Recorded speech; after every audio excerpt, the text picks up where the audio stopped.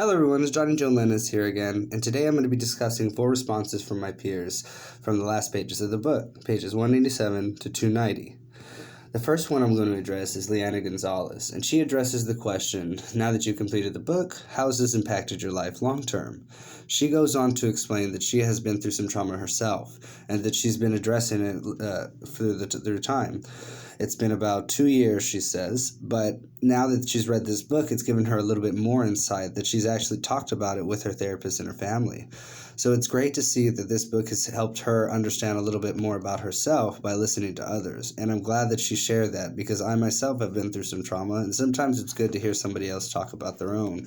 Even though she didn't go into detail, it was still brave of her to bring it up in the first place.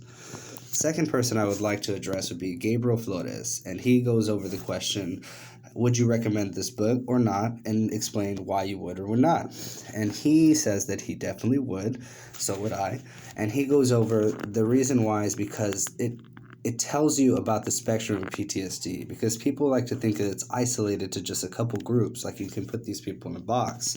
But it's a very large and vast spectrum to consider.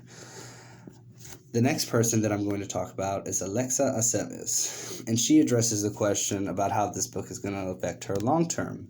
She goes on to talk about her journey through the school to becoming a PA and what she's going to do as a PA. And she talks about rotations in psychiatric medicine. So she ends up saying that what she got from the book and what she wants to use from it is that what your patient doesn't say is just as important as what the patient does say.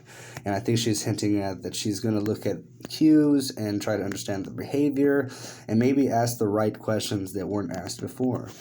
The last person, but not least, is going to be Juliana Lopez. And she addresses the question, would you recommend this book to someone or not?